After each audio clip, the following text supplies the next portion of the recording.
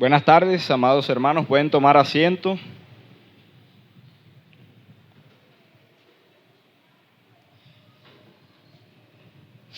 Es de verdad un gozo estar aquí con ustedes nuevamente compartiendo la palabra del Señor. De verdad es invaluable si pensamos en la misericordia que ha extendido nuestro Dios a cada uno de nosotros.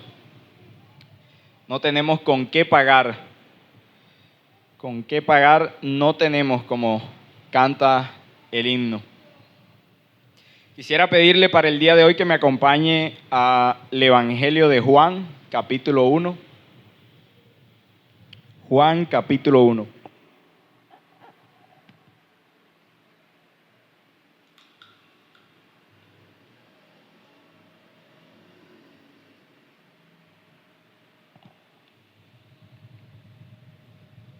Nuestra enseñanza se estará centrando hoy en los versículos 12 y 13 de Juan, capítulo 1. Dice así la palabra del Señor: Mas a todos los que le recibieron, a los que creen en su nombre, les dio potestad de ser hechos hijos de Dios, los cuales no son engendrados de sangre, ni de voluntad de carne, ni de voluntad de varón, sino de Dios. Oremos. Padre bendito, Dios de toda gracia y misericordia, hoy agradecemos tu bondad, Señor, por permitirnos llegar a este lugar, congregarnos como tu pueblo y poder adorarte. Señor, no somos dignos de estar acá, no somos dignos de estar delante de ti, pero te ha placido, Señor, hacernos nuevas criaturas en Cristo, darnos salvación, hacernos tus hijos. Y hoy nos gozamos y agradecemos tan grande privilegio.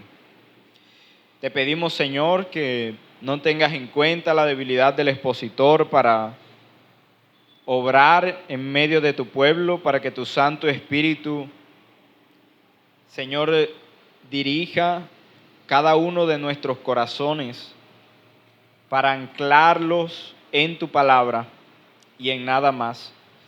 Señor, que nuestra mente puede estar dispuesta en estos momentos, apartando toda ocupación del mundo, para dedicarnos exclusivamente a la meditación de tu palabra. Te lo pedimos en los méritos de Cristo Jesús. Amén y amén. Mis hermanos, comúnmente se suele afirmar que todos, sin excepción, somos hijos de Dios. En nuestros círculos y nuestra cultura se toma a la ligera ese título para otorgarlo a cualquier persona sin observar nada más sino el hecho de ser una persona. Se afirma, por tanto, que todos, sin excepción alguna, que todos los hombres somos hijos de Dios. Es común escuchar esa afirmación, pero eso es un grave error que nosotros debemos evitar. Ese no es un título o identidad que se le atribuye a cualquiera. Ser hijo de Dios es una posición privilegiada y es evidente en la Escritura que Dios habla de sus hijos, pero también es evidente que no todos los hombres están incluidos allí. Lo cierto es que la Escritura nos presenta dos paternidades.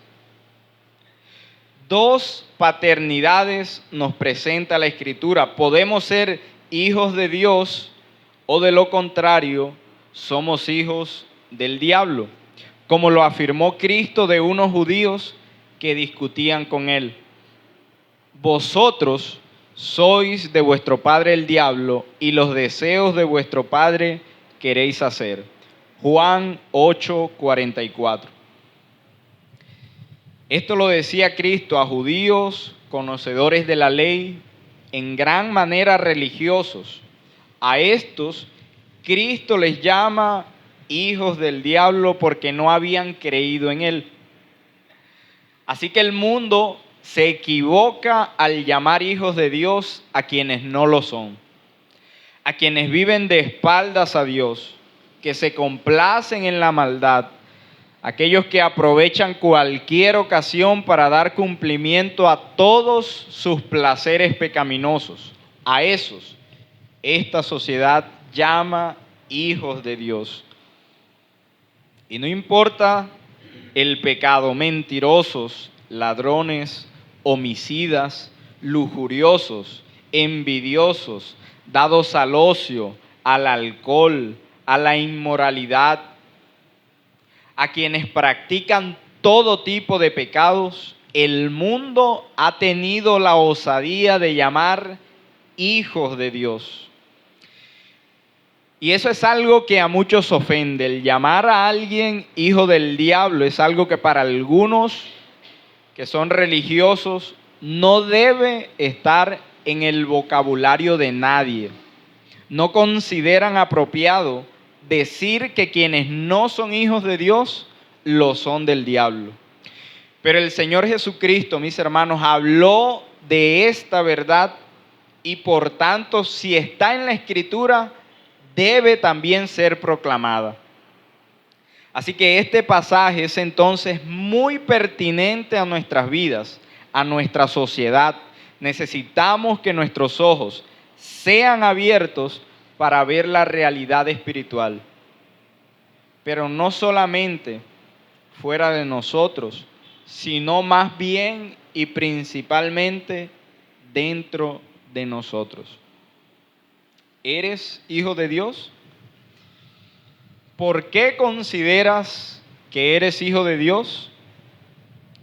Bien, mis hermanos, en el sermón de esta tarde meditaremos en este pasaje que leíamos de Juan capítulo 1 y nos ayudará a escudriñar si realmente somos de Dios. Y como decía nuestro hermano Arnold, hemos titulado este sermón La potestad de ser hijos de Dios.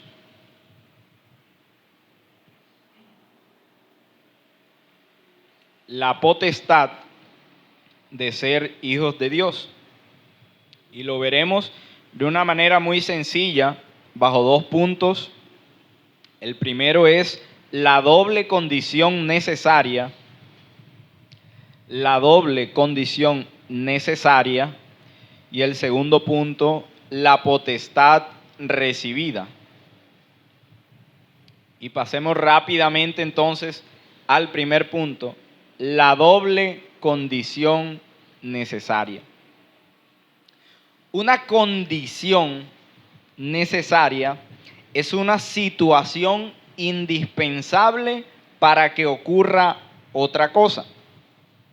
Una condición es algo que debe suceder primero para dar paso a algo más. La condición para que usted sea médico en Colombia es que vaya a una facultad de medicina y estudie por 5 o 6 años para obtener un título que certifica que usted es médico. En otras palabras, una condición, pudiéramos decir que también es un requisito. Mas a todos los que le recibieron, a los que creen en su nombre, les dio potestad de ser hechos hijos de Dios. Juan 1:12. Bueno, aquí el apóstol nos está presentando una condición necesaria que debe darse en el hombre para que él sea hijo de Dios. Y esa condición es recibir a Cristo y creer en su nombre. Es decir, no se puede ser hijo de Dios sin recibir a Cristo y sin creer en su nombre. Es imposible. Pero si leemos también el versículo 13, este también nos dice algo de aquellos que llegan a ser hijos de Dios. El versículo 13 nos dice que estos no son engendrados de sangre, ni de voluntad de carne, ni de voluntad de varón, sino de Dios. Y debemos ver aquí que de estos que se dice que son nacidos de Dios, son los mismos, como ya decía, que han creído, que han recibido a Cristo y que son hijos de Dios. Por lo tanto, inicialmente nosotros podemos afirmar que se está hablando aquí de dos aspectos de los hijos de Dios. Ellos tienen fe en Cristo y ellos son nacidos de Dios. Es decir, ellos reciben a Cristo y creen en Él y ellos son nacidos de nuevo. Son nacidos de Dios. Así que veamos estos dos aspectos que nos presenta el apóstol Juan. El primero, decíamos, es la fe en Cristo. Si nos damos cuenta, el Evangelio de Juan nos presenta un propósito muy claro en Juan capítulo 20. Allí Juan escribe cuál es el propósito de su Evangelio. Juan 20, versículos 30 y 31. Hizo además Jesús muchas otras señales en presencia de sus discípulos, las cuales no están en este libro, pero estas se han escrito, óigalo bien, para que creáis que Jesús es el Cristo, el Hijo de Dios, y para que creyendo tengáis vida en su nombre. Para que creáis que Jesús es el Cristo, el Hijo de Dios, y para que creyendo tengáis vida en su nombre.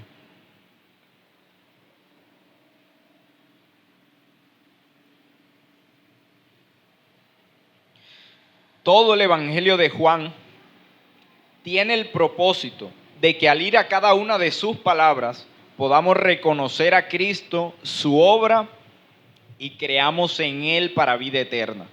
Ese es el propósito del Evangelio de Juan. Y pudiéramos preguntar, ¿quién es Cristo?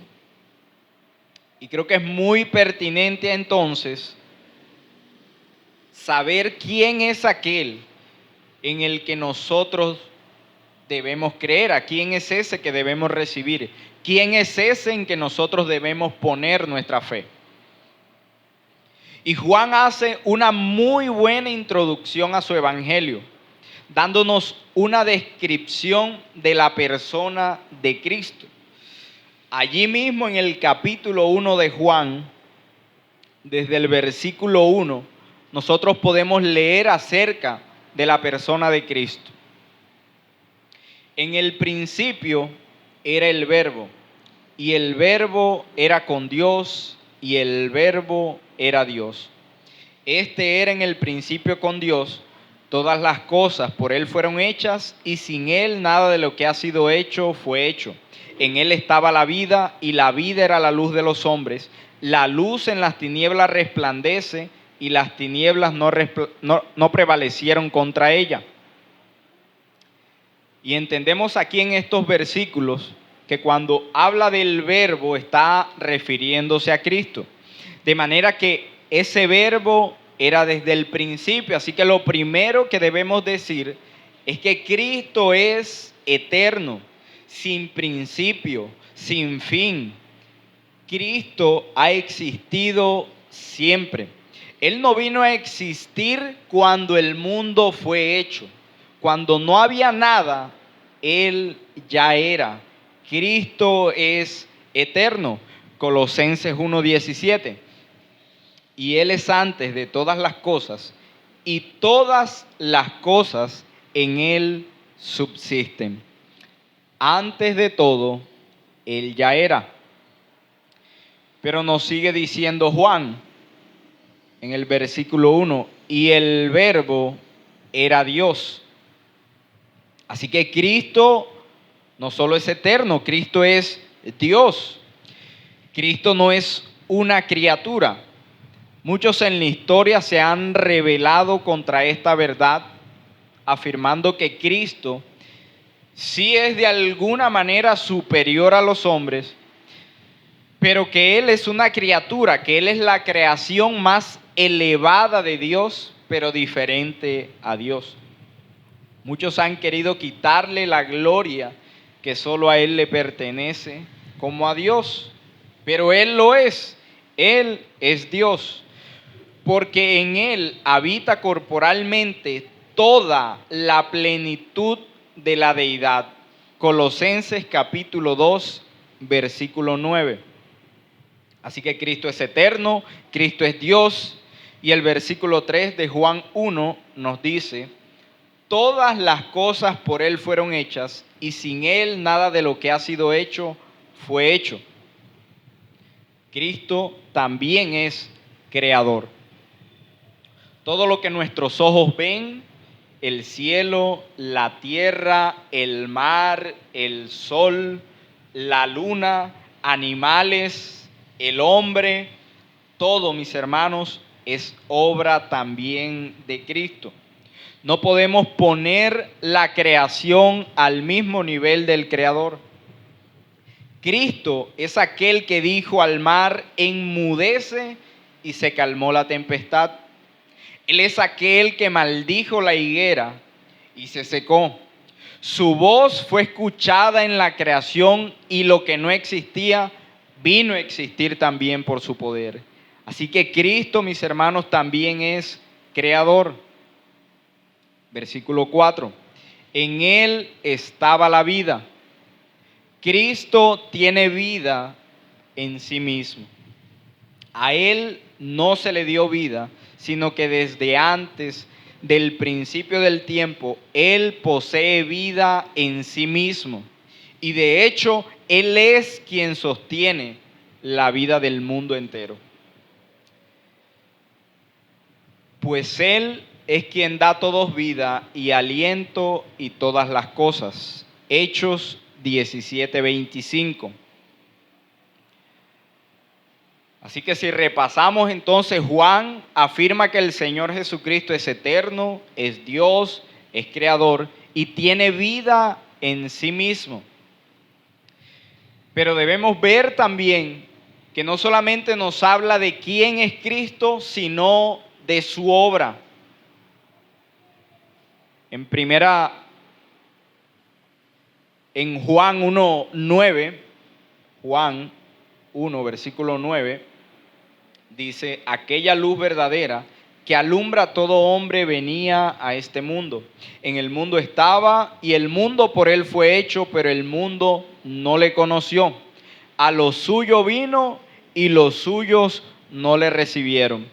Y el versículo 29 dice: el siguiente día vio Juan a Jesús que venía a él, y dijo: he aquí el Cordero de Dios que quita el pecado del mundo. Aquella luz verdadera vino a este mundo. El Dios eterno, creador, que posee vida en sí mismo, se hizo hombre. Se hizo como uno de nosotros y caminó entre nosotros. Cristo se despojó a sí mismo y sin pecar se sometió a una humanidad para llevarnos a Dios. La luz verdadera que alumbra a todo hombre vino a habitar en medio de las densas tinieblas en las que el hombre vive en este mundo por el pecado. El dador y sustentador de la vida vino a dar vida a hombres muertos en delitos y pecados. He aquí el Cordero de Dios que quita el pecado del mundo. Así que, mi hermano, esto es lo que debemos recibir y creer de su obra, que Él vino a quitar el pecado del mundo. Y recibir y creer son dos cosas distintas, pero que son requeridas. Recibir es reconocer, recibir es aceptar que Cristo vino al mundo, es aceptar que vino a morir para pagar por nuestros pecados. Y creer es diferente. Creer es confiar con certeza en lo que se recibe. Creer es descansar completamente en esa verdad que se acepta. Es estar convencido de que eso es cierto y descansar en ello. Los judíos no le recibieron, como ya leíamos. Ellos no aceptaron aquella luz que vino al mundo. Y algunos, de alguna forma, reconocieron que en él había algo especial, pero no creyeron en él. Y usted puede verlo en el verso 11. A lo suyo vino y los suyos no le recibieron. Mi hermano, pero tanto lo uno como lo otro es requerido. Recibirle y creer en él. Eso es verdaderamente tener fe en Cristo. Eso es verdaderamente tener fe en Cristo. Usted pudiera aceptar simplemente intelectualmente que Cristo vino al mundo, pero no creer. Pero se requieren las dos cosas. Cristo es el único remedio a la enfermedad del pecado. La buena conducta no quita el pecado. La oración de otros creyentes no quita el pecado. La oración de un familiar no quita el pecado. La intercesión de un sacerdote no quita el pecado. La palabra de un pastor tampoco quita el pecado. Lo único que puede lavarnos de nuestros pecados es la sangre del Cordero. Cristo es el único. Cristo es el único, el Dios encarnado. Aquellos que le rechazaron fueron llamados hijos del diablo. Pero los que le recibieron, dice Juan, y creyeron en él, fueron hechos hijos de Dios. Aquellos de en medio del pueblo de Israel que ostentaban tener una envidiable vida religiosa, rechazaron al Salvador, rechazaron a Cristo. Ellos rechazaron la luz, dice la Escritura, porque amaban más las tinieblas que la luz. Pero a este Cristo, a ese Dios, a ese que vino a quitar el pecado del mundo, es a quien debemos recibir. A ese es a quien debemos creer. Y yo te pregunto, mi amigo, ¿has recibido en realidad a Cristo? ¿Has creído en Él? ¿Has descansado en la verdad de que Él murió para limpiarte de tus pecados? Muchos hoy en día han engañado a los hombres diciéndoles que una oración de fe les dará salvación y los pondrá a cuentas con Dios. Pero esos mismos que oran luego viven sus vidas como si nada pasara. Pero una vida sin cambio, una vida sin fruto, una vida sin obras, no es una vida de fe. Aquel que ha creído obedecerá al Señor. Tiene necesariamente que haber un cambio. Y ese es el primer aspecto de esta condición: recibirle y creer en Cristo. Tener fe en Él. Pero hablábamos de otro aspecto también. Decíamos que en el versículo 13 se nos presenta dicho aspecto. Dice así el versículo 13, los cuales no son engendrados de sangre, ni de voluntad de carne, ni de voluntad de varón, sino de Dios. Son engendrados de Dios. La condición de pecado en la que el hombre natural sin Dios está es una en la que no puede venir a Dios por sí mismo. El hombre no puede en su estado pecaminoso acudir a Dios. Como ya decíamos, el hombre sin Dios está muerto en sus delitos y pecados. Efesios capítulo 2, versículo 1, dice: y Él os dio vida a vosotros cuando estabais muertos en vuestros delitos y pecados. Dios es quien obra en los hombres muertos espiritualmente para que vivan. Él es quien da la vida.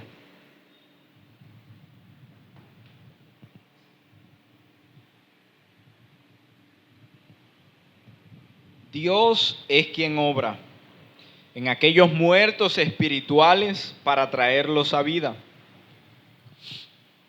Pero notemos el énfasis que hace Juan en el verso 13 para aclararnos que esto no es por el hombre ni a causa del hombre. Dice, los cuales no son engendrados de sangre, ni de voluntad de carne, ni de voluntad de varón. Y vayamos una a una para ver de qué se nos está hablando allí. Primero dice Juan que no son engendrados de sangre. Los hijos de Dios no son engendrados de sangre. Y algunos de los judíos pudieron pensar que ser un hijo de Dios era algo que se podía heredar. Muchos de ellos pensaron y se gloriaban en el hecho de ser descendientes de Abraham. Pero esto no les beneficiaba para ser salvos. Esto no les llevaba a ser hijos de Dios, porque no son engendrados de sangre.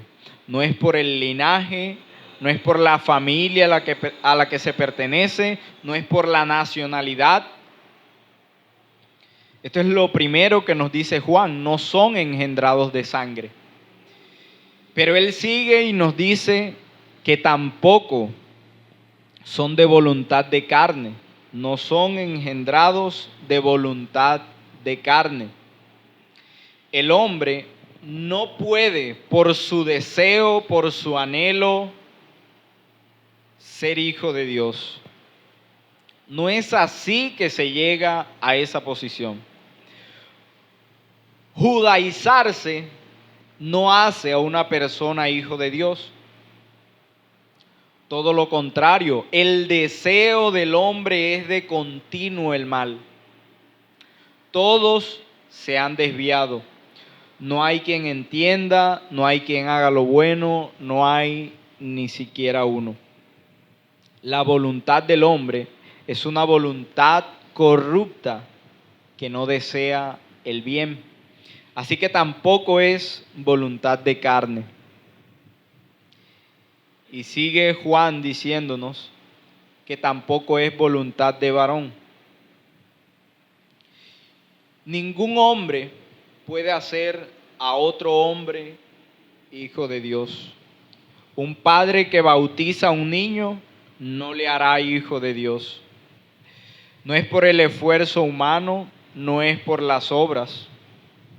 Ningún predicador podrá hacernos tampoco hijos de Dios. Tampoco obedecer la ley nos hace hijos de Dios. Un peregrinaje a algún lugar considerado religioso, una ofrenda, un servicio en anonimato, no nos hace hijos de Dios. Así que ninguna de estas cosas que puedan brotar del hombre, que puedan estar en el hombre, nos hace hijos de Dios, No es el linaje, no es el deseo, no son las obras, sino que dice Juan, los cuales no son engendrados de sangre, ni de voluntad de carne, ni de voluntad de varón, sino de Dios. Ellos son engendrados de Dios, son nacidos de Dios. Y esto, mis hermanos, lo que quiere decir, a lo que se refiere con ser nacido de Dios, es nacer de nuevo. Eso es lo que Juan nos está diciendo allí. Y quisiera pedirle que me acompañe al capítulo 3. Juan capítulo 3. Cristo está hablando con Nicodemo. Y en el versículo 3 leemos, respondió Jesús y le dijo, de cierto te digo, que el que no naciere de nuevo no puede ver el reino de Dios. Nicodemo le dijo, ¿cómo puede un hombre nacer siendo viejo? ¿Puede acaso entrar por segunda vez en el vientre de su madre y nacer? Respondió Jesús, de cierto te digo, que el que no naciere de agua y del Espíritu no puede entrar en el reino de Dios. Y en el versículo 8, el viento sopla de donde quiere y oye su sonido, mas ni sabes de dónde viene ni a dónde va. Así es todo aquel que es nacido del Espíritu. Así que ser nacido de Dios es nacer de nuevo, es ser nacido del Espíritu. Y esto se presenta como algo necesario. Nadie puede ver el reino de los cielos a menos que nazca de nuevo. Ser una nueva criatura para ver el reino de Dios, para ser salvo. Si el hombre, como decíamos, está muerto en sus delitos y pecados y no desea sino de continuo el mal, la única forma de venir a la fe es ser transformado por Dios. Es ser transformado por Dios. Efesios 2:1 nuevamente dice, y Él, hablando de Dios, os dio vida a vosotros cuando estabais como muertos en vuestros delitos y pecados. Así que el hombre sin Dios está muerto espiritualmente. Él no puede venir a Cristo, no puede creer. El pecado ha traído muerte. No hay deseo de acercarse a Él, como escribe Pablo en Romanos. No hay justo ni aun uno, no hay entendimiento de la verdad, no hay anhelo por la santidad, no hay anhelo de acercarse a Dios. Así que estando muerto, amas el pecado, pero habiendo recibido la vida, lo único que deseas es acercarte al Padre y derramar tu corazón delante de Él porque te ha salvado, porque te ha dado nueva vida. Segunda de Corintios 5:17. De modo que si alguno está en Cristo, nueva criatura es, las cosas viejas pasaron, he aquí, todas son hechas nuevas. Así que si has nacido de nuevo, la gracia de Dios ha brillado para ti. Si has nacido de nuevo, tú no eres el mismo viejo hombre de antes. Las cosas viejas pasaron. Si has nacido de nuevo, tus ojos han sido abiertos para que veas como pecado aquello en lo que antes te complacías. Así que podemos preguntar, ¿han cambiado las cosas para ti? Y no me refiero a gustos. Es un nuevo nacimiento del que habla la Escritura. Es un nuevo hombre que debe haber en ti. El nuevo nacimiento es la razón por la que puedes creer, porque tus afectos han sido cambiados. Un muerto no puede venir a Cristo, pero quien ha nacido del Espíritu anhelará a Cristo. El nuevo nacimiento no se puede, mis hermanos, separar de la fe. Aquel que ha nacido de nuevo cree en Cristo para salvación. Y es a estos mismos a quienes Juan asegura que se les ha dado potestad de ser hijos de Dios. Así que decíamos que para ser hijos de Dios hay un requisito, una doble condición: tener fe en Cristo y ser nacido de nuevo. Mas a todos los que le recibieron, a los que creen en su nombre, les dio potestad de ser hechos hijos de Dios, los cuales no son engendrados de sangre, ni de voluntad de carne, ni de voluntad de varón, sino de Dios. Así que habiendo meditado en esta doble condición, pasemos ahora a nuestro segundo punto, la potestad recibida.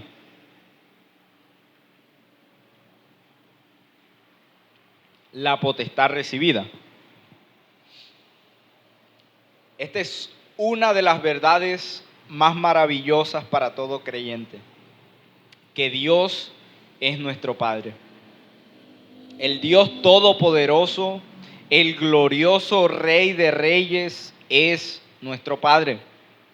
Pero recordemos, no es algo que nosotros hemos ganado, es algo que hemos recibido. Se nos hizo hijos de Dios. No nos hicimos nosotros mismos hijos de Dios. La palabra usada allí para potestad quiere decir derecho y expresa que el que recibe tiene el derecho legal de ser hijo de Dios. Algo que antes no teníamos nos fue dado. Pero note que la autoridad o el poder de quien determina no es del hombre, sino de Dios. Quien no cree en el Evangelio, quien no cree en Cristo, no puede ser llamado hijo de Dios. Solo a quienes son nacidos de nuevo, quienes le reciben, quienes creen en su nombre, se les da ese derecho, ese privilegio, esa potestad. Y con esto en mente podemos meditar cada uno de nosotros internamente y observar allí dentro cuál es nuestra posición.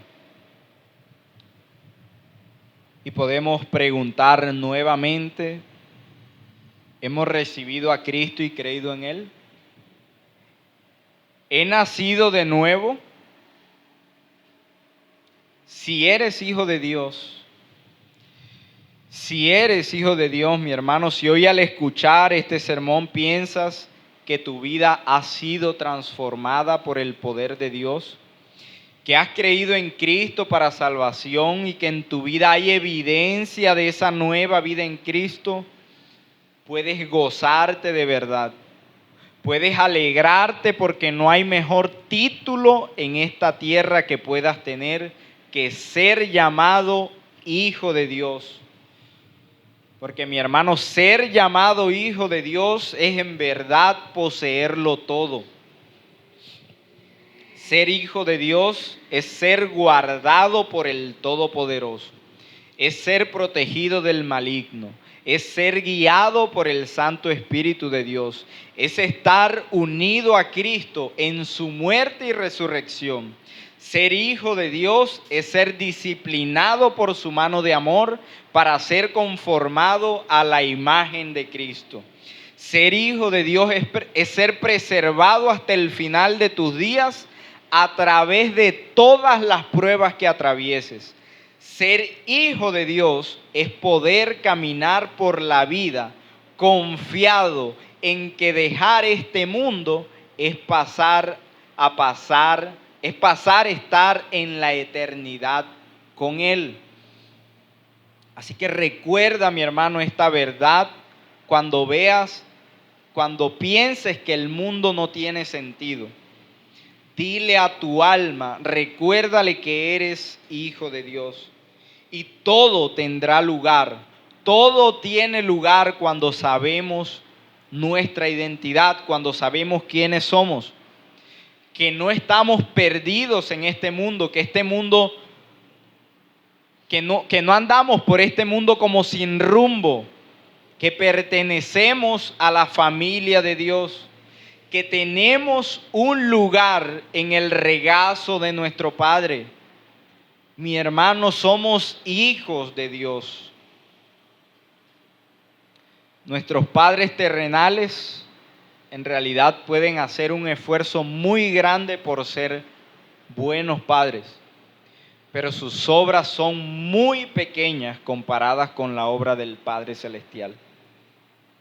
Él es quien verdaderamente sabe todo lo bueno para nosotros. Así que no te quejes de lo que vives. Tu Padre sabe de qué cosas tienes necesidad. Lo que tienes hoy es lo que Él ha decidido darte. Así que dale gracias, mi hermano. Dale gracias. Alaba a tu Dios porque es Él quien te sostiene. Porque no solo de pan vivirá el hombre, sino de toda palabra que sale de la boca de Jehová. Si eres hijo, lo tienes todo. Pero por otro lado, si consideras que no eres hijo, si con honestidad puedes decir que no ves en ti ninguna evidencia de un hombre nuevo, si no has creído en Cristo para tu salvación, ahora es el tiempo, mi amigo. Ahora es el tiempo de venir a Cristo para ser librado de la condenación del pecado, de la condenación a la muerte eterna. Ahora es el tiempo cuando debes buscar librarte de la paternidad diabólica de Satanás. No confíes en que puedes ser salvo por venir cada domingo a este lugar. No por haber hecho una oración memorizada serás hijo de Dios, serás salvo. Eso no es creer. Eso es confiar en tus obras. Eso es confiar en tu carne. Así que ven a Cristo. Si no le has recibido, si no has creído en Él, ven a Cristo en arrepentimiento y fe. Arrepiéntete de tu pecado y ven a Él creyendo para hallar perdón. Porque a todos los que le recibieron, a los que creen en su nombre, les dio potestad de ser hechos hijos de Dios. Oremos. Padre Celestial, glorioso Señor, no podemos sino adorar tu santo y sublime nombre. Porque a pecadores, aquellos que no tenían deseos de acercarse, aquellos que estaban imposibilitados, muertos en delitos y pecados, tú has decidido salvar, Señor. Tú has decidido hacerlos nueva criatura, hacerlos tus hijos. Tú has decidido, Señor, adoptarlos. Y hoy te damos gracias. Te damos gracias, Señor, porque tú has sido en gran manera misericordioso. Has extendido en gran manera, Señor, tu amor. Y hoy te pedimos que nos ayudes, Señor, no solo a estar agradecidos, sino a vivir en consecuencia de esta verdad. A vivir como hijos, a vivir como nuevas criaturas, en obediencia a tu palabra. Señor, te lo pedimos en los méritos de Cristo Jesús. Amén y amén. Mis hermanos, para terminar, quisiera pedir